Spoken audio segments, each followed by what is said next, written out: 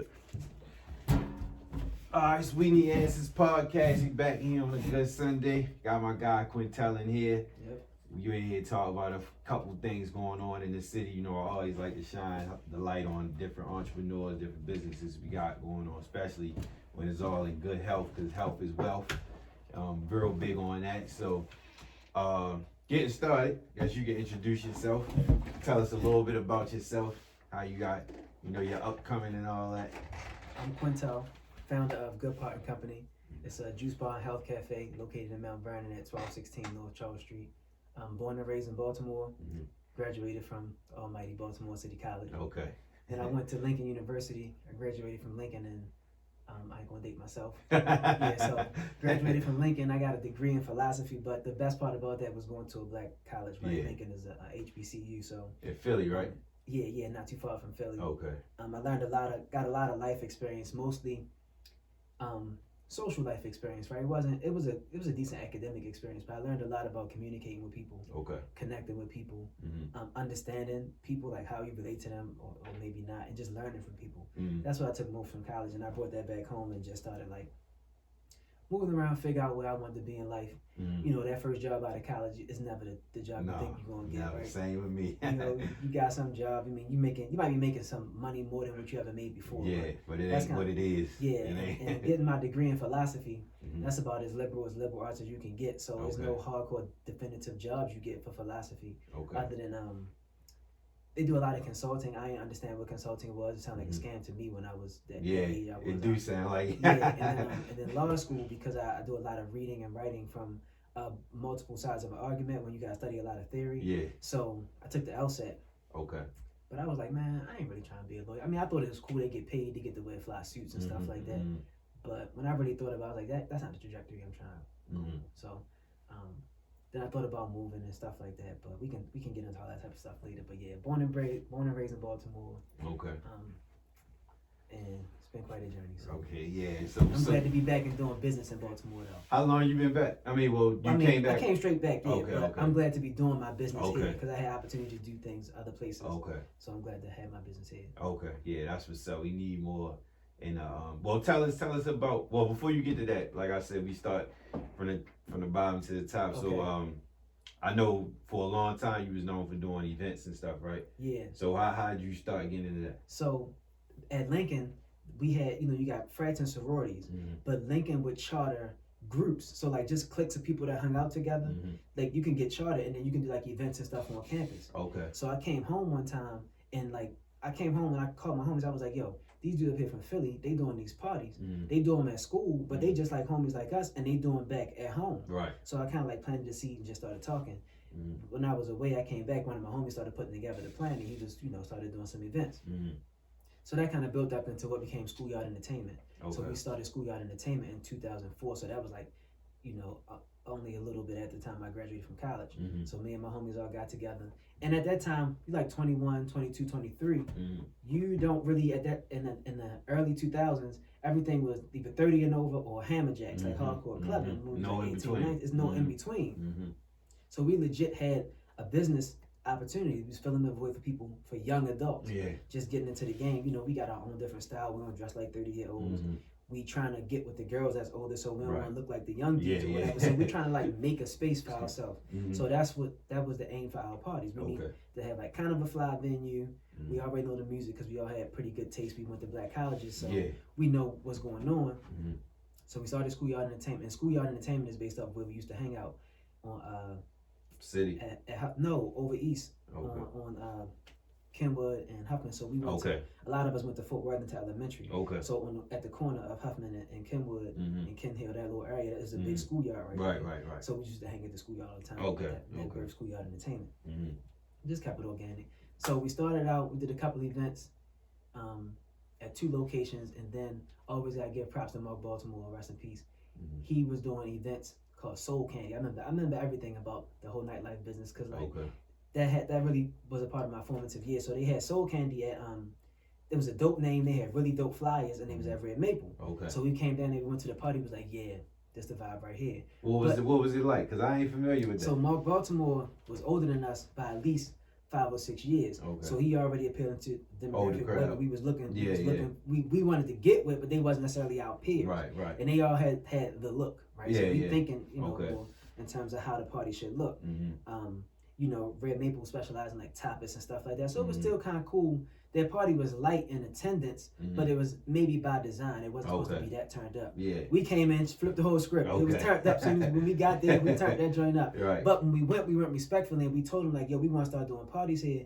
Is it cool if we come in and do it? At Red Maple? Yeah, he was like, it wasn't his place. He owned it. Okay. But he was a black guy in there before us. Okay, got you. So we just showed, and he was older, we just showed respect, like, yo, we like to come in and do some parties, we're not going to conflict with what you got going on. Is it okay? And he was like, yeah. So it was him, DeJuan, D-Hove, I don't know if you know. I'm familiar. So he was, and then they formed Blacklist and all that good stuff. So we came behind them, and we could only get slotted for a Sunday, right? Because they had tapas and all that other good stuff, and then they had their world nights on Saturdays. So we didn't really have no spot. So we had to fill in whatever. Yeah. Well, these, young guys, we gonna do what we make it happen. We gonna make it happen. Yeah, we like whatever. So what? We gotta go to work on Monday. Right. So we started doing Red Maple, and that became like our calling card every last Sunday at Red Maple. Okay. And what year was this? That was 04. So we did that for 6 years, from 04 to 2010. Okay. Every last Sunday. We did different events too. We had, some collaboration events. We did Ray Lewis Full Moon Cafe when that was open. Oh, down Canton, right? Yeah. Okay. We did Night of the Cookers. We was doing Robert Oliver. Like I remember Night of the Cookers. We had on Howard Street, right? Yeah, on Howard Street. Yeah. We had sponsorships with Jack Daniels, with Rockefeller and Armadale. We did a whole bunch of stuff. So you was doing that yourself, like getting the sponsors? Yeah. So we ain't know like if you didn't work, none of us had degrees in marketing. So you ain't know a lot. It was just hustle. We was just trying to figure out, but we knew if you look on the back of a flyer or on the bottom of a box or something, you can find an address. Yeah. So and right around that time, everybody had an email. Right? Everybody was either on Yahoo or whatever, MSN. So we was just sending out emails, making phone calls, and we got on with a bunch of different people. We didn't know a lot about marketing. We didn't have any formal education on it, but we did know we had numbers. Yeah. And a lot of marketing, I actually got a degree in marketing, but a lot of that is when you learn that stuff in class, it's like, I already know this shit for real. Yeah. It's got terms and shit, like any other degree. Right. So we ain't know anything about putting together decks. All we know is we kept it in house on flyer design because we didn't want to pay nobody. Yeah. So me and the guy at the time I was working with, we started designing our own flyers. Okay. So with that, we had flyer design so we can send out anything digitally and make it look good. But we legit had numbers. Okay. If you come through Baltimore, you ask somebody about Red Maple, they're gonna bring us up. Yeah. How much can you send us? How much liquor we gonna get? Okay. What you want back? Is it free? How that's what we want. We was like kind of ignorant.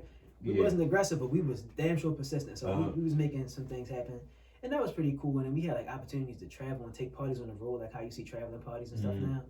We was a little too scared. We ain't understand that. Okay. I ain't from there. Yeah, that's intimidating at a young age sometimes. Yeah, but so we never really explored any of that. But we came in right before nightlife changed to like kind of bottle culture and stuff. We didn't even have VIP sections in Red Maple. Okay. We was a little bit like, we just knew we had the best crowd than most people. Yeah, yours was more.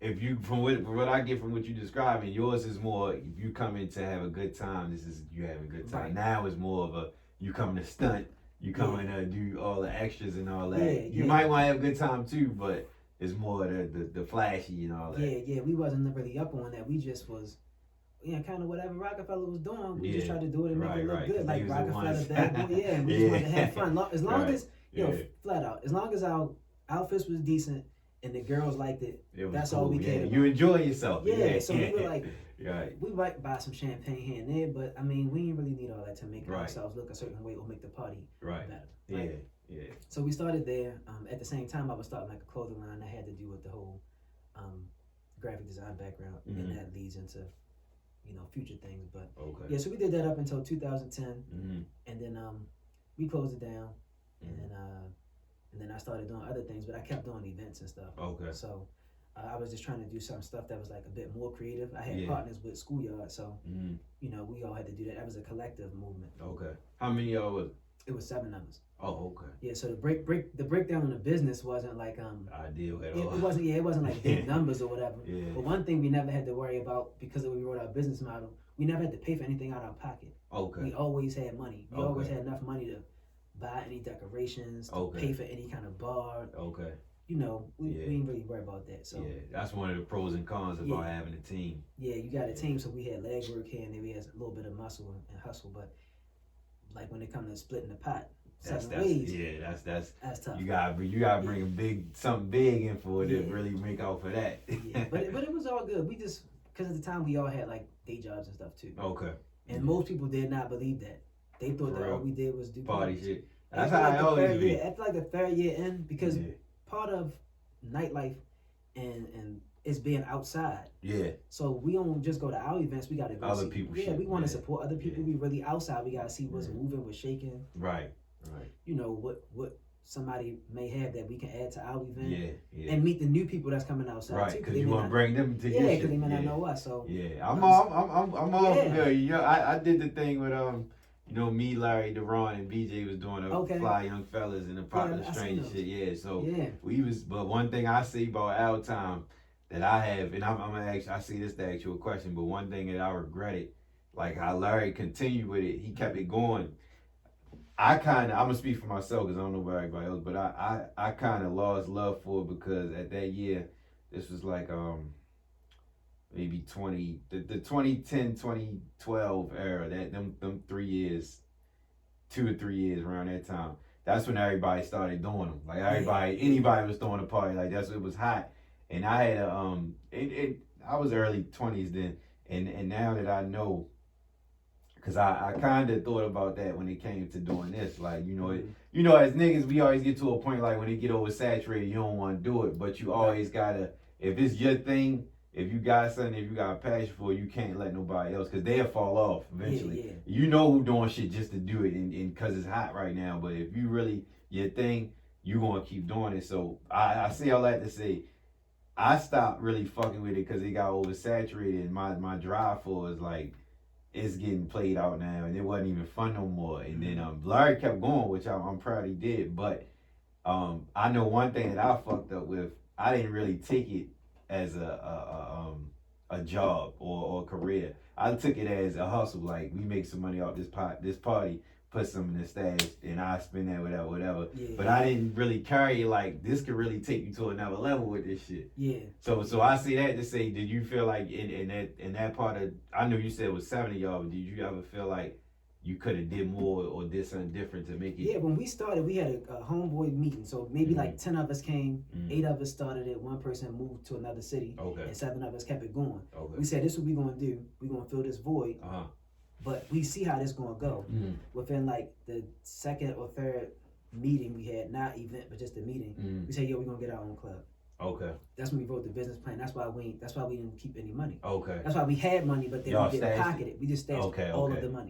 Which didn't work to our favor in the very end. But we had all the money, and that money was the start. So you know, when you got a club, you need quite a bit of money because you gotta get a liquor license. A lot of everything. A lot of things you gotta go through. So we was like, if we can just get this money up, we can have our own club. We got 7 of us. There's no way in the world we can't figure out how to work it. So yeah, we did have a long term plan for it. Damn, that would have been hard though, because that's one thing we lack today is we don't got a lot of spots. Yeah, we knew venues was a problem just from like us finding Red Maple with Mark Baltimore. Like there's no black owned spots, or at least places that was welcoming us, welcoming us in that we liked. That had decent taste or some kind of good design or something. So like we wanted to do it ourselves. And what was this? So the guy, I'm not familiar. I gotta do my homework on him. So the guy, Mark Baltimore, he only was doing Red Maple? No, he did different events too. He did stuff at Eden's and other events like that. But yeah, Red Maple was like, they was the first ones in Red Maple. Then it was us, and then like other promoters and stuff started doing Red Maple too. And basically Sunday nights became the hip hop night, the urban night, whatever you want to call it. Got you. So moving along, you said you got into designing clothes. Yeah, so when we started, I had a job at a mortgage company, right? So upstairs they did mortgage stuff, and it was out Owens Mills. They owned the whole building. Upstairs they did mortgage stuff. Downstairs they did the title. They just had everything was all locked down. So I was in there, and I didn't like the job, but it was like my first salary, and we was doing a party. So I'm just in there, just not doing anything significant, but I was drawing and sketching all the time, and I was like, I'm about to start a clothing line. I'm doing this design stuff, so the creative part was just flowing. You was designing the flyers? Y'all was doing? Yeah, we was designing the flyers. Okay. And I just started sketching. And at the time, like my favorite wardrobe piece was a hoodie. So like I'm just gonna start a clothing line, just all hoodies. Okay. And this the time like Artful Dodger and stuff was out, so they had the crazy embroidered all the hoodies and designs stuff like that. and all the big They shit had and all that. the full zip shark hoodies and stuff. Crazy like hoodies. Yeah. So I was just designing crazy hoodies and all that.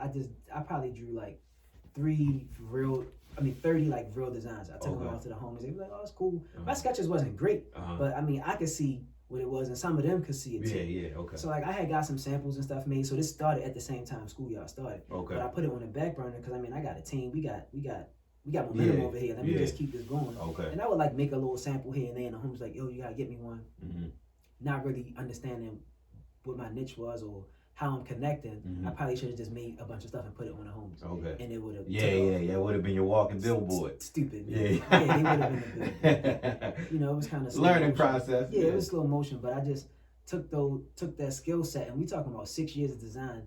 We got to pump out a flyer at least once a month, and then in between there, you know, I'm all on the blogs back, just like early hype beast, NikeTown.com, all that stuff. So message boards and all that. Yeah, so I'm always following that type of stuff. So 2010 come, we run into some trouble with the business. You know, one of our partners it was live foul play going on, so that's how that ended up closing down. Okay. At the time, my man from college, which goes back to me networking, he hit me like, yo, FIT got these professional design courses. You can just take this class whenever you want or whenever they offer it, but you don't have to enroll in school. Okay. And I was like, word? Yeah, so I go look it up, and I had a job with the government, so my job is like kind of flexible. So I looked it up, and it was affordable, but the times was crazy. It was like during the regular day, but then they had evening classes. Okay. So I went and talked to my managers and stuff like that. I said, yo, look, I gotta go to school. I got class once or twice a week. I have to. It's in New York though. So I'll come early and I have to leave once or twice a week, and then I'll be back tomorrow, and I'll work the hours off or whatever. I make up the hours, and that's what I did for 3 years. So 2010 through 2012, I was going to FIT. Okay. For graphic design for fashion specifically, because I was just doing graphic designs for flyers and stuff. Okay. Logos and things. Okay. But I was watching this show, and it was a fashion design show. But I recognized the program they was on. I was like, that's what they use that for? Okay. I was like, oh no, I need to figure this out. And my man hit me with it, and the universe spoke to me, and I was like, so that's confirmation. Yeah, so I took the classes at FIT, did a little network, and I was able to start going to like trade shows and stuff and then learning a lot of technical stuff. So if I wanted to do tech packs and design things like that, like freelance or something, I could, but it was really just for me to have my clothing line. So like, all right, I put my clothing line to the back burner. Now I got some skills, I'm gonna go try to do this fashion thing. Okay. And I started doing that like 2011 or whatever, and that lasted from 2011 to 2016. It's really difficult. It's really difficult for me because I didn't have a team. It was just me, and I feel like my designs were pretty good. My promotion was lacking because I just didn't have enough funds to promote. Push it like that. Yeah, and I mean I didn't really know where I fit. Like I didn't have an actual. I was designing because I thought I was good, not because I was trying to get a message across. Okay. So I had what people like aesthetic. It may have got like some props from like people who really into the game. Like I might wear a piece somewhere in New York or DC or somewhere else, and somebody give me like, yo, I like that. I'm like, thanks, man. And I wouldn't tell them it's mine. I just like, I'm paying attention. And then people in Baltimore, some people are looking like, oh, yo, that's cool, that's nice or whatever. When you come out with some t-shirts though. Right. So, because I went straight to cut and sew. Because I'm up here, I think I'm doing it now. I'm up here with all the folks in New York. I'm at FIT. I can go around the corner to a manufacturer. I think I'm doing it. I'm going straight to that. So you sink a lot of money into design, building from scratch when it comes to designs and stuff like cut and sew pieces. So I was doing that. So that had me slow motion, and that also tied up too much money for promotion and stuff like that. So I'm not necessarily popular. I'm just good at something. So wasn't really working that well. But I did get some pieces off. I never made any money doing it. For real? I didn't. I never made any money from my clothing line. What, you just broke even? I just broke even pretty much. So you sold it for whatever you was paying to get it made? Hell no. Nah. So I mean, but like you put up for cut and sew, you gotta pay for samples. Okay. Right? Then you gotta get them sized out. Okay. So let's say I make a t-shirt, but I make a t-shirt from scratch. Okay. Because I wanted to hit on the shoulders a certain way. Good quality and all that. You pay for the fabric and all that, right? Yeah. So you make one sample, that sample might be $80 for one tee. And you gotta get it sized out from small to extra large, double XL. So that's 5 sizes, so now it's scaled, and then you gotta go make however many minimums and actually to get a deal. to get a manufacturing deal. So that's why people do pre-orders.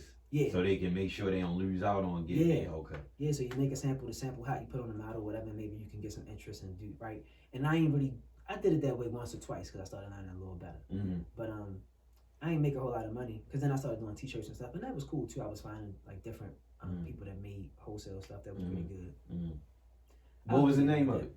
Quell Collections. Okay. Quell Collections. So the only thing I knew for sure about my brand is I wanted it to be classic, like you can wear it at any time. Okay. I kind of designed everything around gray, black, and white. I was like always looking at Rick Owens and different stuff like that. I wasn't really good with color. Yeah.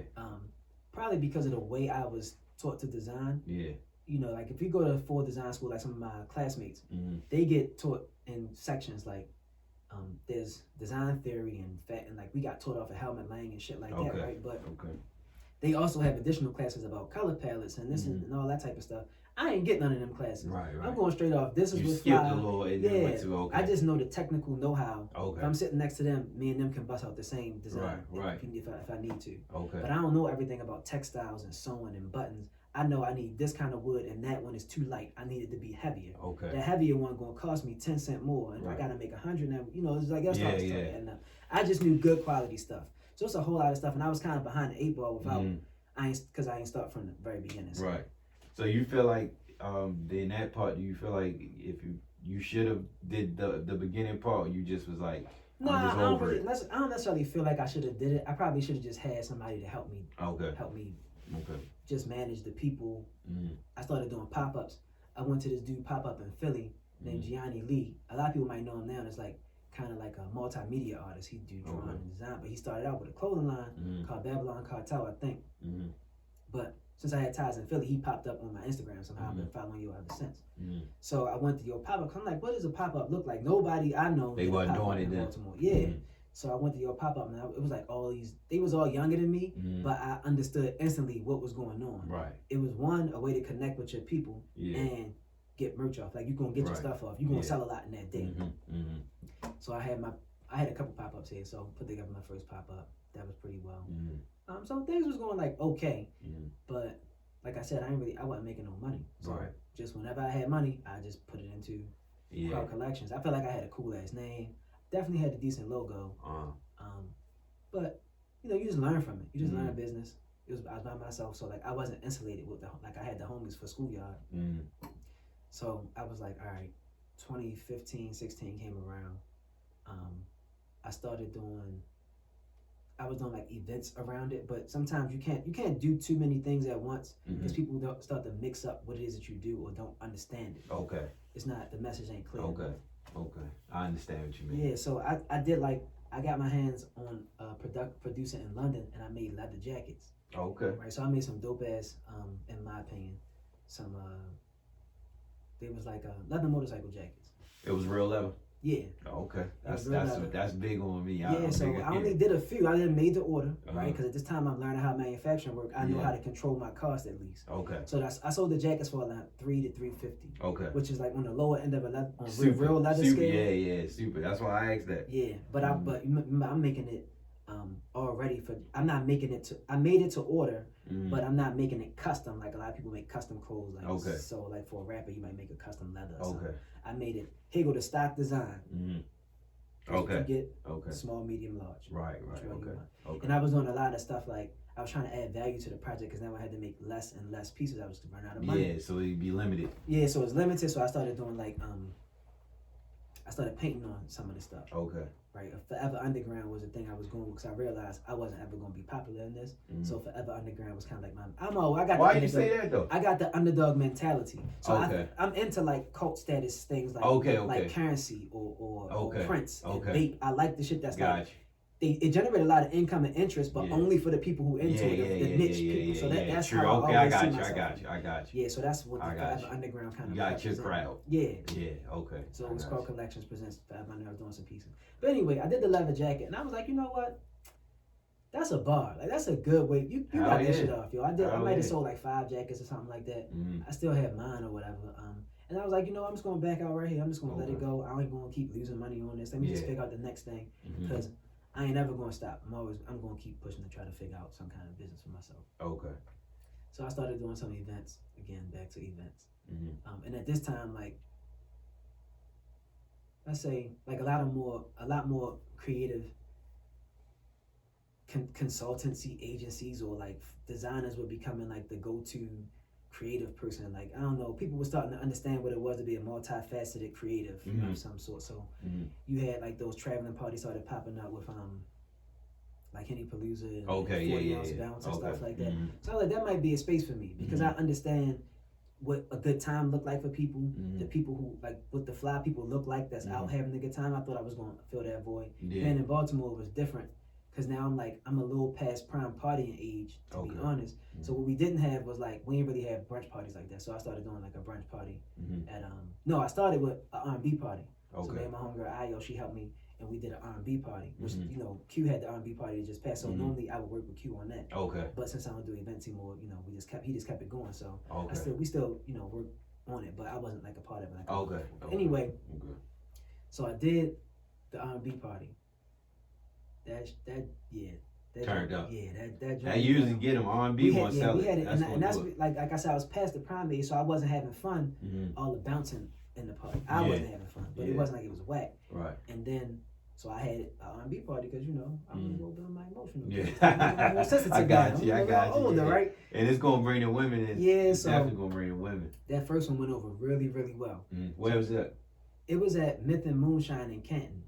So it's a restaurant. It's closed now. Okay, because it sounds familiar. It's right the next block down from where the Ray Lewis, where Outback and stuff is. Okay. It's like 1 or 2 blocks down. Okay. They kind of focused on moonshine, so they had their own moonshine, like a whole lot of different flavors of moonshine. But in the back is this big ass barn door. It said 2300 or 2400. That was their address. And that was the name of the part upstairs that nobody uses. Like they had a bar up there, they had restaurant space, like dining space, but they ain't use it. Okay. So I just so happened to go down there. I don't know if Io found it or if I did, but we found a place. We go down there, we talk to them. They're like, yeah, cool, you can do an event. You know, here's what we got. And I was like, all right, we want to make custom drinks. We call them like Forever My Lady and this, that, and the third. Okay. Because they got all this moonshine. Like I know I ain't about to get no Jack Daniels. Yeah. Here they got all this moonshine. We still gonna use this moonshine. Right. So we make us some original recipes. Call them what we want. I put my little creativity to the test. Made some flyers, all that jazz. And it was a good time. It was really surprising to me because I wasn't sure how many people I could attract just by myself without the rest of the homies. But all the homies came to support, and forever gonna love them for that. And a lot of people came. But it was like people needed that R&B vibe at the time. Yeah. Right? What year was this? 2015, 2016. Yeah. Okay. So that went over well. We did a deal for like 3 parties. But you know, Canton is right across the street from all the $1 million homes, and those people kept calling across the street. Bitching. Yeah. Of course. Can't never do nothing around this. Yeah, man, exactly. Like we just said, the venues is limited. Yeah, and they was going through some changing with their management for the spot. So I was like, all right, cool. We got out of that. And then I just went on to the next idea, which was a brunch party. To throw in there, I called that creative situation, Here Comes the Good Part. Okay. Right. All right. So subtitle. Yeah, that was the name of it. Here Comes the Good Part. Okay. I ain't really had my name on it like that or what my Instagram handle and stuff was. That's what people would know me as, but I just called it that because I always thought what's it gonna look like to the rest of the world. Right. So Here Comes the Good Part. It's instantly telling you in the name it's about to be some good shit. Okay. Gotcha. So that was Here Comes the Good Part. So that got something to do with good part. Exactly. All right, I follow you. Got you. You're working with me, right? Yeah, I got you. So I did the R&B party. That went well. We did 3 of those. That was over. Then I went to Flavor because I always remember from Red Maple. Red Maple was the perfect storm. Yeah. We had the right promoters, the right venue, and the right DJ, right? I wasn't going to be able to recreate that. I can't strike lightning twice, but I could at least start with one of them. Right. Everybody was getting better at DJing, so I was like, my man right now, I'll DJ Be Easy, one of my best friends. Okay. I knew he wouldn't be available, and I probably can't even really afford to pay my man like I was before. So let me start with the venue. I need that to be fly and like kind of untapped. So Flavor had a really dope setup. Yeah. The location. Flavor's in Canton too, right? Now Flavor right here, now running on Center Street, around the corner from where the Civil is now. Okay. You know where the Civil is? Yeah. Because I know Flavor. Flavor. Is it still open? Nah. Yeah, but they used to do events there, right? Yeah, I remember. Okay, but go ahead. So I went down there and I was like, because back in the day, I'm old. So back in the day, Flavor used to be called Spy Club. Okay. So when you go in Flavor, it's the vestibule, and you go in through a doorway to the restaurant, and the steps that go upstairs. Before, you had to walk straight into the restaurant. That vestibule doorway used to be a book club, a bookcase. You would open the bookcase and go upstairs into the Spy Club. Oh, so like me and a my speakeasy or something. me and my homies never forgot it, because we would like take our little dates down there. Yeah, that's tough. They used to have like freaky art and stuff in there, but it was like cool. Yeah. And I always knew that place was kind of fly, so I did a deal with Flavor. We like kind of went through like the rest of the year. The brunch party started to get a little bit of traction, and it was cool. Like, it ain't do crazy numbers. I think it just wasn't the location. The location is off because there's nowhere to park around there. Yeah. I ain't have any extra muscle. It was kind of just me at the time. So I tapped on my resources to get people to come like hold the door, do the door for me, and then I was like putting out merch through Here Comes the Good Part. So I was doing like dad hats, some t-shirts, because I knew that's what I was good at. So let me just do what people still know me for. Okay. So I knew I could still use my design skills for something other than flyers. That'd be the vehicle. Yeah, because I mean, I'm looking at Henny Palooza, they putting Henny bottles on dad hats and they selling them like crazy. Yeah. So I'm like, well, I think I could do something like that, and I know how to actually design stuff. Yeah. So I was doing that. It was kind of cool. I was hitting on some ideas, missing on others, but Flavor had good food. Okay. So people would come for the food and stay for the party. So I was doing okay, but I wasn't making that much money off the event. Okay. Because I had to split profits with the bar. The business. Okay. Yeah, but most of the money is coming in on the food. I make less money off that. I make more money people coming to the actual event. Okay. So people would come to the event, but also people don't be outside early in Baltimore. They think brunch parties is like, they would rather get up early and go to a brunch party in DC. Than Baltimore. And I get it. Well, so, at that time, now you would say, because now it's a thing now. Right. So that sometimes you suffer from being like kind of too early. Yeah. See, look, I'm familiar. I know exactly what you're. I'm right here with you. I know exactly what you mean. Yeah, man. So we was doing that joint. I was like, it seemed like that's a common pattern. Yeah, for me, about. Exactly. Because what you were saying with the clothes as you was talking, I was thinking if Instagram was popping around that time, you would have took off. Yeah. So I was doing like, I did okay.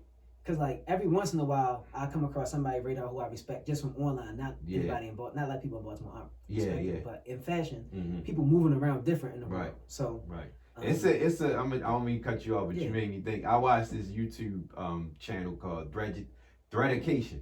Yeah, I watch it. You watch it? Okay. You remind me of the stories that, because I watched all, like, they do all the designers from the beginning to the end. Yeah. And they stories, and they remind me of what you're saying. Like, the last one I watched is the white boy. Damn, what the fuck did he design? He was fucking with Kanye. He was part of Ben Trill and all them with Virgil and all them. Matthew Williams. Him. I'm still deep. Like, I'm still heavy, and like I'm still doing hype beats every day. I'm still following, like, especially getting to see Virgil and stuff, bro. I told you, like, I was on, like, I know Dino used to be heavy on like Nike Town and stuff like that, right? Nike Talk and all that. So I was like kind of around that. Message boards was a big thing. So I've been following. I was on that too. I have different interests now, but I'm still very connected to what's happening in fashion, right? In fashion, it takes more time to develop, so it's not like music where it can turn me off. I may not relate to how the messaging in music because of age, right? Yeah, but music is still a love. Yeah, but with fashion, age. It is less age specific nowadays because like we got Pharrell and Jay-Z and they almost 50, but they still look young and still have youthful energy. Still got and fashion moves more in that. True. That I way. agree. Fashion ages more gracefully. Yeah, the music. Yeah, I got you. I know. So I'm still connected, right? Okay. So I'm doing the what was we at? Here Comes the Good Part, right? People don't believe this. I tell this story all the time, and it's a few people that can vouch for me. Doing Here Comes the Good Part. The party was like, it might have been one of the lighter Sundays. So I go downstairs, I got a drink in my hand. I'm talking to my homegirl that's doing the door. I like, yo, about to open the juice bar. I think that's what I'm about to do. This was in 16? Yeah. Okay. I'm literally in the joint like, I think I'm just opening the juice bar. I'm kind of tipsy. Right? I'm like, because at this time, I'm already plant-based, so I don't really eat much that they have at Flavor. I just know their food tastes good. Okay. I eat like 2 things off the menu, and after that is drinks. Okay. And the reason why I said I was going to do a juice bar is because through Instagram stories and Snapchat and stuff at the time, I would always post my smoothie from my NutriBullet. Nothing fancy. I was just always posting it, and some people did know that knew me. They did know I was plant-based, vegan, vegetarian, whatever. So I was getting way more response from that on Instagram and stuff, and I'm like, yo, I got new T-shirts out. Why do you keep asking about recipes for the smoothie? So it was gaining interest. Yeah, it was getting a lot of interest. I was like, you know what? Learn business. You gotta fill a void. Like the first time that's a fact. So like this might be a lane. That's a fact. I'm gonna just put that in my back pocket. Okay. Well, before you go, what made you go vegan and plant-based? So I started. This year makes 10 years. November makes 10 years. Okay. Two things happened when I was 25. When I was 25, we was doing parties. I said, when I turn 30, if I ain't a manager, I ain't doing this no more. Okay.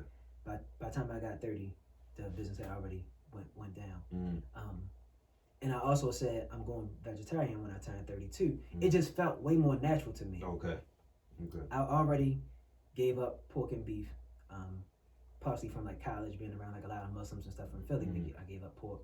Coming home from college, I ain't feel as good eating beef and red meat, so I stopped eating that. And then Russell Simmons had some, he'd been vegan forever, so he was like doing some talks and some podcasts and stuff. Listening to that, and I was kind of like, yeah, it's not an ethical thing; it's more of a health thing. Okay. So I played basketball in high school. I always been kind of active, so I always been health conscious, and it just really felt more natural for my body. Okay. And then also, my dad passed, so I think subconsciously it started to come back up in my mind, in the back of my mind, like my dad passed because he had high blood pressure and cholesterol. So the health thing. And he had a heart attack, and I was like, I necessarily thought specifically I don't want that to happen to me, but I did feel a way about it. Yeah. And I was like, well, I can control it, so yeah, I guess this is what I'm gonna be at with it. So I decided that at 25, and I did it at 30, and I've been on that kick since then. So was it a hard transition? It wasn't, because I already had gave up pork and red meat. That's what you ate the most? No. Because I don't eat even one, but I still. It wasn't what I ate the most, but it was already out of my system. Like it's not. I only had I was cool with having limited options already. Okay. My girlfriend at the time, we would go back and forth. You probably been here before. Where the lady you with don't know what she want to eat. Yeah, of course. What man hasn't been there right, before? So we would go back and forth. And it's funny, like it's a joke, it's a jab. But it's all good. So I was like, well, she was also feeling the way about, she saw some footage of like chickens, the way what they do to chickens to eat. And so she was like, I don't really want to eat it. And I was like, well, let's just do this together. Okay. So it gave me more incentive to do it, because I had somebody to do it with. And accountability. Accountability partner. So it was just like all perfect timing. I turned 30, I had somebody to do it with. It was kind of already on my mind. And low key, I'm kind of boring. Like I can eat the same thing over and over. I ain't tripping, right? I'm eating for health reasons anyway. Like, I'm not a foodie. Okay. Like, I go anyway. I'm going for the ambiance. Just back to red maple. I care about how it look. What's the vibe? Who in this joint? Okay. What they serving? I can always just eat salad. Yeah, you know what it go. You know your go-to. Where you can't lose on that. You can't lose on that. So that's what made me go. Change my diet or whatever. Okay. And so I was doing my smoothies or whatever. My mother saw me watching the NutriBullet video. This was before they was in Target, and she like bought me one. I was like, damn, man, you the best. She always got the best gifts, yo. So she got me that joint. Right. And I was getting interest on that. But while I was in the party, I was just like, I was starting to feel like this lifestyle wasn't sustainable for me. I can't do this every week and every Sunday. The party. Yeah, I can't be out like this, because the way my body heal and move and stuff like that, it just don't work for being up late and for drinking that often. So I was already drinking less. I still drink drinks, but I wasn't drinking as much. And it just didn't feel right. So I was like, I gotta do something else.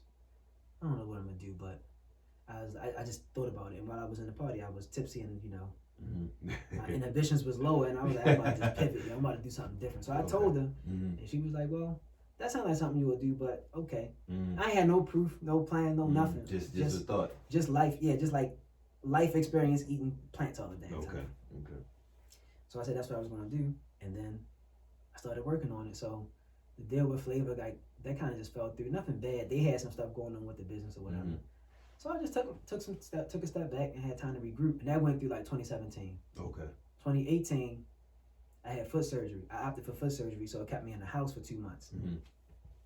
So while I was in the house, I was like, I'm gonna take advantage of this downtime. I ain't had to go to work. I ain't had to clock in. I ain't had to work online. Still getting paid. Yep.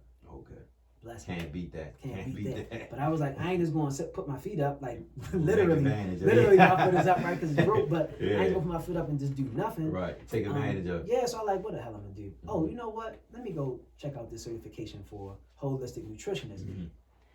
I'll say this now for anybody that's interested in the juice game. You don't have to be anything to open a juice bar. It's just a business. Okay. I wanted to do it because I seen where my interest came from. It was very specific. Yo, what can I eat for this? What recipes can I do for this? And I wanted to have like real formal educational background on health stuff. Okay. So I signed up for a holistic nutritionist class. Real, so you take real deal shit. Yeah, so I'm a certified holistic nutritionist. Okay. And by holistic, it means that my modality of dieting and diet meal plans is plant-based first. Okay. So if you do eat meat, for the clients and consultations I did do, I would just take some of it out of their diet. I wouldn't just make them change because it's me. Okay. But they know you come over here. This is what you're going to get. Yeah, we ain't eating all that. Gotcha. And it's basically really to support nutrition, like to really help them get the nutrients they need versus what the people eat now. We eat a lot of processed food and stuff. Yeah. And it just made me feel better. So if I'm gonna have a juice bar, I want to know what these ingredients are actually doing. As you should. And it's also a different way to make money. Right. So I was like, all right, and it can be another stream of income. Okay. So I did my consultations. I passed the certification. That was 2018. So now I'm like, all right, I got some. What the hell am I gonna do with this now? Right. And I was like, well, here we go back to the event. It's like, I know I'm opening a juice bar. I said it how many years ago? Let's get this thing started. How do we do this? So what I learned from the clothing line is pop-ups. You gotta spend this much money. You need to be making this much money back. I needed proof of concept. Okay. So I'm in the house anyway. I got all this time. My foot broke, all that type of stuff. So I started making up recipes. And I changed the name from Here Comes the Good Part to Good Part and Company because I do design. I'm always looking at logo design and branding and stuff. So I started reading a lot about branding and marketing. I knew that was like that was weak for me. Okay. You want to sharpen your tools. So I wanted to learn. Yeah, I wanted to strengthen that. And then I became really good at the branding part. Okay. So I was like, well, a lot of brands, you see a lot of brands that says and company. Right? You might see law firms like that. You see other businesses that say and company. Because I knew that Good Part and Company was going to be like multiple things. I knew I wanted to be some kind of... It's like an umbrella. Yeah, basically it was an umbrella, right? And I knew it was going to include different types of lifestyle things. Okay. But I'm starting with juice. Okay. Right? So I said, all right, I'm going to change the name. I built a new website, and I just launched merch. And the merch was basically themed off of colors for fruit or whatever was in season at the time. I made it real limited, that way I don't use a whole bunch of money. Okay. Right? Put out some real flavorful t-shirts. My biggest, boldest design, everything I did before was black, white, and gray.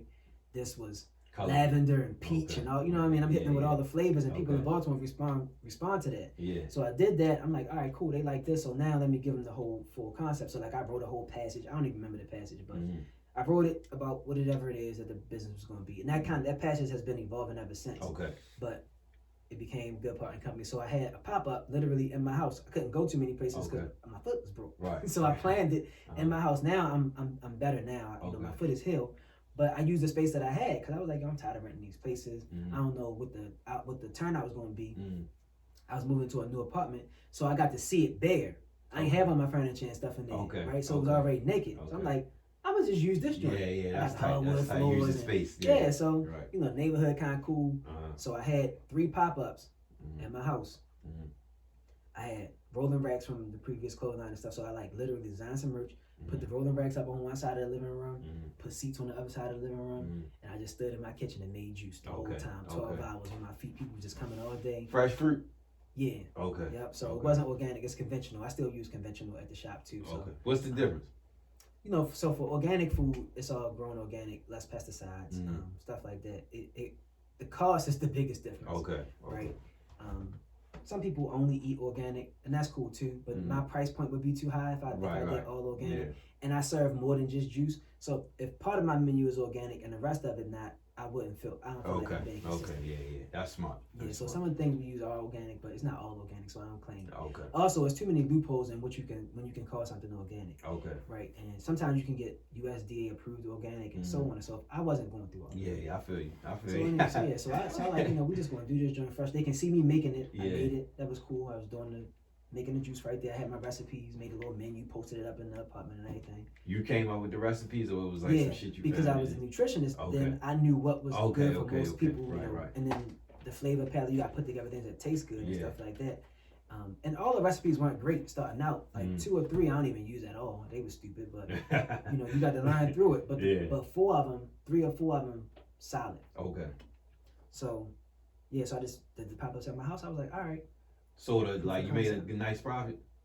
Yeah, I made all my money. I profited. Okay. I profited. Okay. So because I ain't had to pay for nothing, I was already paying rent, so I'm cool. Yeah, right. The t-shirts went over well. Mm-hmm. You know, I kept that simple, and I just made the colors. You know, more colors that go along with the fruit. Right? Okay. So that was cool. Then I was like, I'm gonna take this pop up somewhere else. Mm-hmm. So I was like, I was gonna rent a storefront for a weekend. Mm-hmm. See how that work. I'm trying to go step by step. Okay. Because I know making this juice, I need more space. Yeah. It's a value business. You gotta sell a lot of juice in order to make some money. Okay. So I was like, I'm gonna rent this storefront and do this pop up over here and see what happens. Mm-hmm. The guy said, cool, you can do it. Mm-hmm. But this space is for lease. So if somebody comes to pick up the full lease, they get first dibs. I'm like, I respect that, cool. Mm-hmm. Somebody came and picked up the lease. Damn. After you already planned, or this was just the going like? I was already planning on that date. Like I had the date, but somebody came pick up the lease. So you had flyers and shit made, or all right. Okay. So I was just like, all right, well, let's see what type of game they plan. I need a storefront. Yeah. So I need to go get a storefront. Right. Simple as that. And also, with health stuff, there's a level of transparency people like to see when they see your food. Yeah, see for food sure. Getting made, especially at the Chipotle, they change the game when you can see your food getting made. Yeah. People like it, right? And then that's another level of design because now I get to design a storefront, I get to design merch, I get to design the whole world, which is a whole big deal to me. I get to design my whole little good part and company. Right. And I was like, I need my own platform. Okay. Yeah, I'm thinking venues because at one point I tried to open up a menswear store too. Okay. That ain't work. Okay. It's all good, right? So like, all right, let me go find. So 2018, I did the pop-ups, and then I just started working hard as hell, working on a business plan. Mm-hmm. I found different little like online books on how to make juice and how to start your own juice business or juice truck, because people are very familiar with juice trucks and stuff. It's like, man, I don't want no truck. You want the store. I need the store. I need all of it. I need the whole thing now. I ain't baby stepping no more. I already got shut down once. We live in Baltimore. We get all 4 seasons, so the truck ain't going to jam all day. I'm not doing that. I don't live on the West Coast. True. Get that out of here. Yeah, so I get that out of here. Let me get the other information. So I found out how to break down recipes so that the flavor, it tastes the same way all the time. Then that helped me learn how to control costs like early on. And I ain't do great at it because now I'm working at like a higher level. But even still, I learned the fundamentals then. Then I came across a juice bar consultant. I did my research on him. I paid like for the lowest level of whatever item he had to see if it was official. Okay. So it was decent. I was like, all right, cool. Okay. Then I kept working on my business plan, tried to incorporate what I learned from him from that little bit. And then I was like, you know what? Let me go in more. And then I end up paying him like a real consultant fee, a couple $1,000 to help me do good part in company as far as like the setup and stuff like that. So I wrote the business plan, and I had business plan experience from when I failed trying to open up the menswear store. Okay. So I knew what to write in there, what to put in there. My credit score was better at this time, so I was worth something. And I had a plan that was, they can see the return on their money. Okay. So it works. Whenever you asking somebody else for money, they need all the things, right? Yeah. They need to know what's going on. So I was like, all right, cool. And I kind of broke it down. This is a scary thing to go through because you're in the catch-22. You need to have a space to get a loan, but in order to have a loan, in order to get the lease for a space, you need to have money. Yeah. I ain't have a whole bunch of money. Okay. I had money, but I ain't have enough to just to be that confident and say, let me take the space and worry about the rest of the money later. Okay. But it all worked out. Like that's a good. To cut you off. That's a good point. My father used to have a boutique on Charles Street. It was called London's Boutique, right there on what is that? Charles in Saratoga. Yeah. And one thing about him, like my father, he got his money the way he got it, and he kind of, what I learned, I was in college at the time when he had it. I'm gonna be real quick because I want to finish, but I was in college when he had it, and when I used to go to Eastern Shore. When I came home, I was going to UB, so when I came home, I would work in the store, me and my godmother, and I learned business that way. Like we would work the register, work with customers and all that shit, and I was seeing how it was going, and I was like, it used to come to me like, we would have did this another way, this would have took off another way, but my father was kind of like, he had, I think his envision was like, I got an idea, I got the money, get somebody to do that shit, and then it'll work itself out. So like you were saying, you can't really do it that way if you want it to be a certain vision, because you got to work on the profit. That money part of the business is very critical. You can't just if you ain't got no money like to the ceiling, because you're gonna keep kicking out before you make a profit, it'll set you backwards. So man, it was and tough. I seen that because he had a perfect location, and it was a I remember London's boutique. Yeah, I used to go to the trade shows with him and all that shit. Like we used to go to New York and go all that, and it was I wish we could have kept it, but hopefully one day we can get it back again.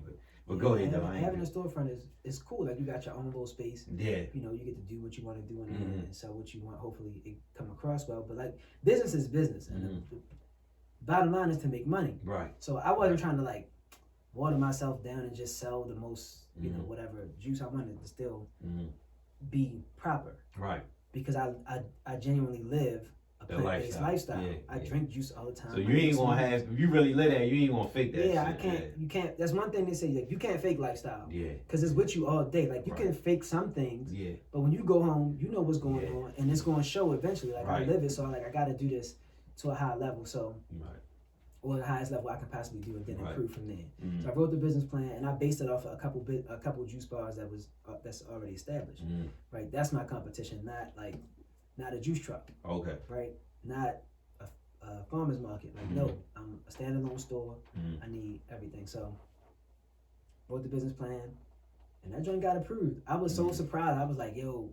The blessings came through for the kid. The universe was working with me. I put my mind, my thoughts, I put it out into the world, and it was I'm taking too long? No, go ahead. So that happened,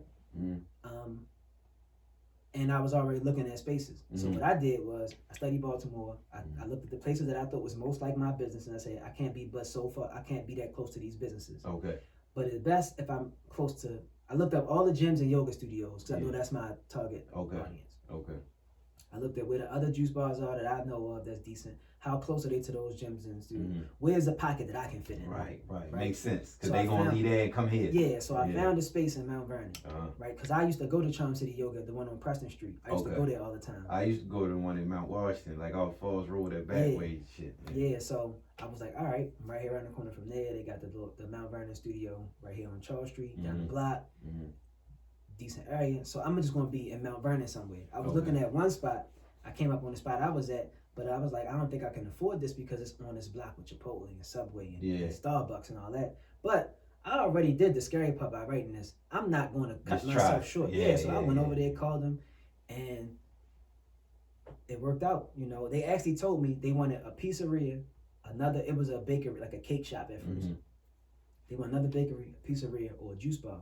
They couldn't put a pizzeria in there because it's apartments above it, so they can't put one of those brick oven and stuff in there. So it was one or the other. So the universe opened up for me. Yeah, you found that Boom. niche right there. Yeah, so I was like, all right, this is a better location than the one that I was actually looking at that day. So I was like, all right, cool. And then so now we got here, and I just wanted to make sure that like education was a big part of what we did. So I got books in the shop. I try to take as much time as I can to train the staff on a lot of the benefits. Like you don't have to be vegan or vegetarian or anything to work at a good part company. But you just got to know about these products. Right. Juice cleansers and all that type of stuff. So, and I also know that like just for the Black community, we could do better as far as health. And not just because we suck at it. It's because we don't have enough information. We don't know. So I was like, well, we need to be an outlet for that. Yeah, 100%. It's because it's a lot popping up, but I think we more inclined to go if it's a Black-owned spot. Especially if somebody that's one of our peers, like you're around, you in the same age bracket as a lot of us, and we know each other, like a lot of mutual friends and shit. So why would not go there? I appreciate that for everybody that do come because I got like a little stick on the window that say Black owned, and I thought I opened in the middle of the pandemic. Nobody saw that coming. Right. But then also it was right during the time where like all the uprising was going on. So I didn't know if it looked like I was pandering by putting that in the window or what. So you was a little skeptical to do that? Yeah, I didn't know if I was like being extra or whatever, but I did it because I don't speak about it on my actual timeline that often. But it needs to be known. I mean, it's obvious that I'm the guy that owns it. Like if you go on the page, but for people walking up and down the street, they may not know. And I was like, well, I'm gonna represent. As you should. So, as you should. You never know walking up that street. And people or come riding in. By. And people come in and say exactly what you said. Like, yo, it's a Black-owned spot. Some other places we could go, but we heard about this, so we come. And I really appreciate that. So, right. It's when I wrote the business plan, I knew I couldn't write this in the plan, but the concept of it was, like I said, I was trying to build my own world. So I study a lot of other brands, and they have multiple things as like extensions of the brand. So at the time, Kith had started Kith Treats, however many. I love Ronnie Feed, yo. I like Kith. You don't like him? I don't connect to Ronnie's story, so. Oh, I don't know his story. Okay. Yeah, so whatever. I did. No, I just love that he does every single thing. I mean, he get all the props, man. He get all the hustle. Yeah, but I feel you. I feel you. But I don't really relate, so I got you. I'm gonna do my own work. So, we can talk about it off mic. All right, okay. But I was like, yo, if he can sell cereal and ice cream next to sneakers, I can sell merch and T-shirts next to juice. So that's how you. Yeah, so that's the whole health cafe shop concept. Like I'm never going to lose this design thing. I'm always going to be making that's stuff. That's part of even you. Even if I don't get paid off of it. Like I got hella designs on hard drives just cause. Okay. You know, like I just feel comfortable chilling in Photoshop and Illustrator, just doing something, right? So I was like, I'm gonna just really build out, and that's the best way to like kind of express lifestyle is through products. So I was like, well, we're gonna do these T-shirts or whatever. And I don't because business you gotta make money, and you don't want to confuse things. This is not a clothing brand; it's a full lifestyle brand. So I gotta make sure the beginning, the core of it, that's about health. So I always tell people, I sell health. Juice is a commodity. Okay. Right. Okay. So smoothies, that's just the commodity. That's the. But when you leave with health. Yeah. That's always first. That's what I care about for all people. Right. All the time. Okay. Like your quality of life is a big deal, and we sacrifice a lot of our quality of life just with the hustle and bustle of day-to-day life, right? I feel like it starts from the inside out. So that's where health come in, their diet. 100%. 100%. So that's what Good Part of Company is about, and I can't keep worrying about T-shirt graphics. I'm trying to make sure that I'm getting this health thing across. Yeah. So I just made sure we focused on that, and then I'm getting around to making like more merch and stuff. And people still ask about it. And that's people who kind of familiar with me or Good Part when it started. Yeah. But new people that come in, it kind of like blow their mind once they see that the stuff is in there because they just come in for health. So yeah. But now I can like kind of build out a niche more because I have like merch and stuff like that. So when I seen him doing that, and I was like, people get it. I guess I'm kind of doing it in reverse as far as like he focused on apparel and products and Kith. Yeah. And well, everybody got their own path. Yeah, because even like with Polo, like Ralph Lauren Polo store has a cafe. Yeah. So stuff like that. So I was like, a rugby store out Georgetown used to have a cafe. So I was always thinking that because when you have a certain type of taste, it kind of dictates a lot of your life. Yeah. So people who have certain type of taste, they eat certain types of food, they like certain types of music, they wear certain types of clothes. Right. And I was like, that needs to be all in one place. Yeah. As much as possible. Yeah. I feel you. Right. So and then also I was realizing that what our connection to health a lot of times is we see health, we only think of gym rats and jocks or hippies as far as like being vegan and stuff like that. But the more education we have, social media, and we got access to the internet, it's broadening the people that are in the health don't look like those two extremes anymore. Right. I'm here for those people. Yeah.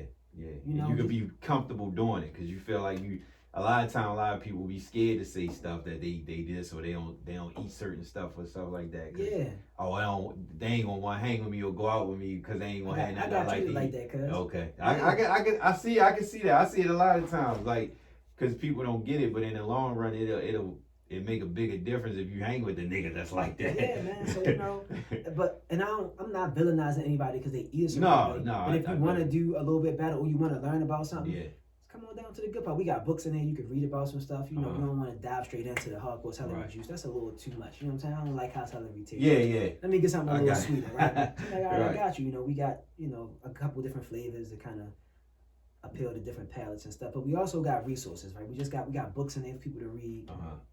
I got the website to give you to break down a lot of stuff that we do. Okay. We working on more content for Instagram and like online stuff, so that you can learn a lot more. Okay. Just about because the world is going that way anyway. For sure. And they commercialize a lot of the stuff, but it's cool. We gonna take the good out of whatever it is popping. Because it'll lead you down a better path. I feel like once you get involved with that, not too many people just stay, I'm just going to drink smoothies. Like, they eventually start to, I'm going to eat this, or I'm going to start going to these places and do more. Like, the health ended up, because you feel different. You feel different, man. If you feel good, you look good. Like I said, start from the inside out. So I feel like we should just be there. The one thing I can say that was missing from the juice bars and stuff that we had, it wasn't much of an educational component to any of the ones that was doing well. Like, and that's necessary. Yeah, they good at business. I wish I could do business as good as they are, but I'm just starting out. But what I can do is what I can do, which is share information, present it in a certain way people feel comfortable coming through. So you still do the nutritionist thing for people? No, I'm about to start back soon. Though. Okay. So my timeline is 2 months, and I'm gonna start taking clients again. And because I had to figure out how to do it. Like, so they train you on how to take clients and work with clients and stuff. I wasn't big on it because I knew I was busy. I knew my goal was the juice bar, not just to be a nutritionist. And it's very time consuming. Like, you have to cater directly to a person. And it's like a trainer. Like, get out my phone. Like, I'll talk to you later. Like, I don't really feel like, that was just me being selfish about my time. But now I know a lot more. I'm seeing the need for it more. So I'm taking some new classes. So like, I'm learning more about plant-based nutrition specifically for athletes, because I'm part of a running group. So people want to know like what's the best plant-based options and stuff like that. But I'm learning so much from that adds to just overall nutritional counseling. So so hopefully by November I'm back in action, taking my first few clients. And I'm excited about that because I've been bluffing. Right, I was reading my book trying to get recertified to pass this new part so I can add this like whole new component to the game. But business first. I gotta make sure the lights stay on the good part. I understand. So keep me in mind when you do that, because I definitely I'm interested. I'm interested. Man. And I had to think about like how that worked for like pricing, all the things I can offer. Because now like with everybody having online businesses, it's so many different things you can do and offer. So I got like, we have 2 books online. I got 2 ebooks. One is just one is an ebook on juicing at home. Right? So it's not all about me getting paid. I really care about people getting help. So if you got to do it yourself, you can do it yourself. Here go some recipes. This is how you inspect your food. Here go some actual juice machines to buy. I give all of that. And then I got another book. It's more like a e-pamphlet of a plant-based grocery list. Right? Just to get people started. Right? It's only $1. Go to the website and download it. It's on there now? Yeah, you just go in there, download the plant-based thing, and what's the difference between juicing and blending? So that's a good question. That's in the book. Juicing is like you extract all the fiber out of whatever produce you're using and you just get the juice. The benefit to juicing is you get the nutrients to your body way faster. Because you don't have to, your body don't got to digest fiber. So now the vitamins and minerals and stuff go straight to your bloodstream. With blending, it's better because now you got fiber, so you digest it a little slower. So for people, especially for people who do have like any kind of high blood pressure issues and things like that, they need something to blunt the spike in sugar. So it's also more filling, and it'll help you you can, depending on what your health goals are, if you do a smoothie, you can put more ingredients in the smoothie, and it still be good. Like you can put a bunch of stuff in juice, but it's not going to be good after a while. And they all going to turn out brown. You know what I'm saying? With a smoothie, you can kind of do a little bit more. But so that's just the difference. One has the fiber in it, and you digest it faster. That's the juicing. The blending, you digest it a bit slower. It's a bit more filling. You can use it as a meal replacement. It helps people balance out their actual diet, like what they actually eat. But it's still, you still get all of the produce. It's less costly too. Because you can use the whole apple, where if you're juicing, you're only using pieces of it. Using the part that got the juice in. Right. What's the most popular drink at the spot? Right now, the most popular juice is the Camden and the Mount Vernon. So the Camden is one of my original recipes. It's the orange drink. It's pineapple, orange, carrot, ginger, and turmeric. One thing I learned when I got one of those how to start a juice business thing is they give you all these recipes. And I was studying other businesses, especially from California, because they got more of a lifestyle around it. All my juice recipes are 5 ingredients or less, unless it has spices in it. Spice might add, but as far as like actual produce that I use, 5 ingredients. Got to keep it simple, make it sellable. Right. And then the Mount Vernon, I named it after Mount Vernon, but I needed some kind of energy product, and so it's a matcha lemonade, but it's all natural. We use agave. We don't use sugar for anything. So agave, some people don't. So I'm gonna keep it real. Some people don't like our smoothies because it don't have sugar in it. And I take that criticism. That's cool with me because I'm approaching this from a different point of view. So I don't want to add sugar to it. And I'm across the street from a smoothie king. Right. You can just go there if you want that sugar. Yeah, you can kind of just go there. Now we can add, if you want to add agave or honey or something like that to sweeten it up, you can. but it's not automatically in the smoothie. Okay. So yeah, so the Mount Vernon, the Matcha Lemonade is lemon juice, of course, agave, matcha. And you familiar with matcha? Yeah. Yeah, so a lot of people are down with matcha now. It got kind of a bitter taste, but because we make it like a lemonade, it tastes a lot better. Okay. People really like it, so. Okay. Yeah, and then like, we'll go through different peaks. 1 week, some other juice might be more popular, but those two are kind of like the most popular. Okay. What would you tell somebody that's like not like want to get involved with the lifestyle or try to drink or eat healthier and they come into your store and they don't know what they want? Like what would your first suggestion be? So when somebody come in, they like, I just want something healthy, they already in the right place. I don't mean to be so general, but that's just the truth. It don't matter what you buy here, right. You on the right track. So I'll ask them more, are you in the mood for a smoothie or maybe just some juice? Okay. Right? And they'll let me know, and then we'll recommend a recipe. Do you have more of a sweet palate, or you want something more green or earthy? So when people come in, if they want a smoothie, the most popular smoothie is like the Calvert, because that's the sweetest one. So that's all, it's the citrus-centric recipe. It's pineapple, mango, orange juice, and banana. Okay. That's the most popular. And then if you really want it to taste good, you add the plant-based vanilla protein. Now you got like a creamsicle situation going on.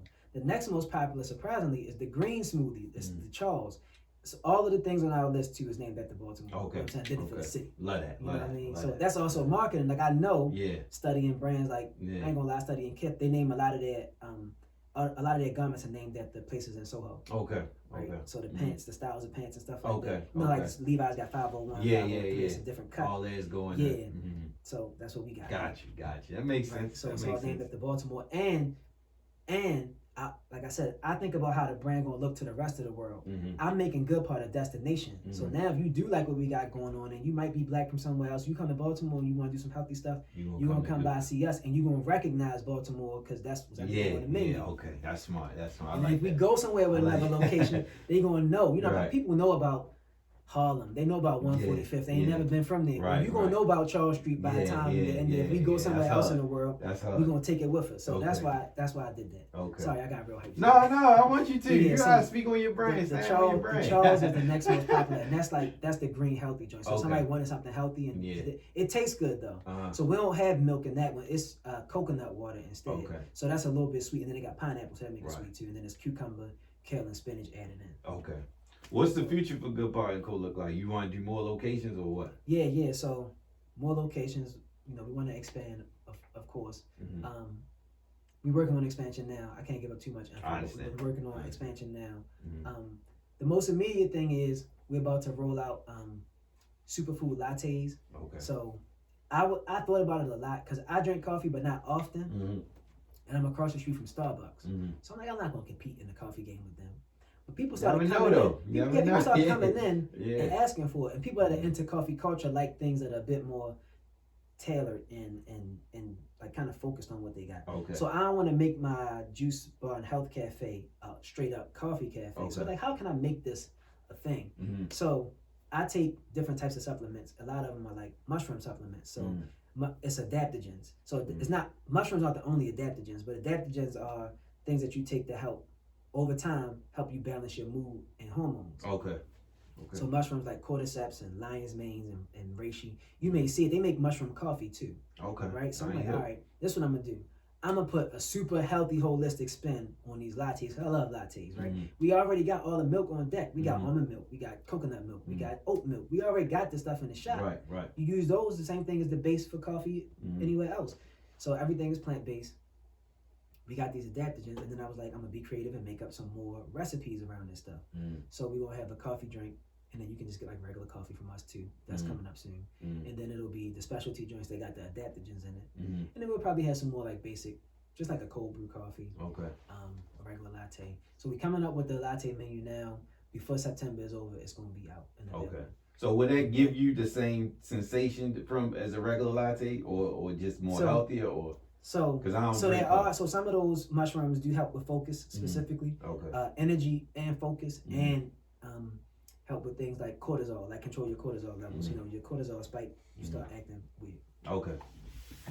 So yeah, they do give energy, right? So it's we'll have a matcha latte, so now you got matcha on top of the adaptogens, so you can focus clear without being jittery like how it is when you have coffee. But you can also add those adaptogens to coffee and just get your regular coffee kit. Okay. Right, so we're gonna have that. So I'm really excited about that because I'm working with an actual barista, somebody who owns a coffee shop. That's what's up. Basically, I'm working with them. They're gonna help me. Because people that's in the coffee culture, I ain't know this, yo. Right? I just make juice. Yeah. It's pretty simple. I make the juice, I grind the juice, I press the juice. You gonna drink it or not? Yeah. Coffee, they come through with their little scoop. They put it on the espresso machine. You hear the press in the background, right? Yeah. So it's a big deal. Yeah. So she put me on the game so I can do it right. Because once people see it, they're willing to fuck with it. Yeah, it gotta match the good part. Brand, I can't just throw anything. I was just gonna buy like the canned coffees or whatever, right? But I was like, no, we gotta put our spin on it. And then, like I said, It's only right. Yeah, we already got the materials, the milks and stuff to make it. So so she gonna show us how to work our espresso machine. Right. How to steam a milk. Now you might not get no latte art. We ain't gonna have the little hearts and stuff on top. But it'd be hard. You get a little G on it. Right. That's how you already know. We already. I'm with you. I'm G on it and sprinkle the little stuff on it so you don't see a G. Yeah, I might do that. It's like I forgot what they call it, but it's basically like a template. Yeah. Right. And you do that like a die cut thing. Okay. So that's coming soon. We are working on expansion, and more apparel. So it's gonna be more lifestyle stuff. So first thing. The latte menu. Boom. Oh, and I just launched like bagels. So we need to have like more food stuff. People coming in. So we got these Blue Zone bagels where it's they are vegan bagels. And Blue Zones, you familiar with Blue Zones? So Blue Zones are the areas in the world where people live the longest. So they have the most people who live over 100. And all of these regions, there's 5 specific ones, they all have a plant-based diet. Damn. Perfect for good part. I ain't hip. Right, so I'm gonna do like more educational and more content behind that. But the bagels are there, so I made I created recipes around the cuisine from those areas. So 2 of them are in the Mediterranean. One is here in LA, not LA, in California, Okinawa, Japan, and then Costa Rica. I ain't make anything around Costa Rica because I ain't familiar with what they eat yet, but I'm doing some research. So we just got like 4 little regular recipes, and then we got regular bagel offerings, right? So we bringing in more of the cafe feel. We got bagels, some vegan pastries, then we're going to get these lattes and stuff popping. Right. So that's kind of going to fill out what we got going on with Good Part. And then we want to expand to other locations, but we kind of like working on now. And then like more to apparel, because I need to get back to the design. That's the fun part for me, right? But you got to do the real work first. Yeah. So I had a chance to design some stuff. By October, it should be out. That's what's up. Yeah, so and then I'm learning, like, now that I got more time to like maybe do better photo shoots or product shots and stuff around the apparel, I can take time to do that. Maybe find some cool models or something. I don't know. But yeah, so apparel. You hit the Styles P restaurant, Juices for Life? Yeah. I go on Juices for Life. Like that's a part of like, so it's kind of up our alley to do supplements and stuff like that too. Okay.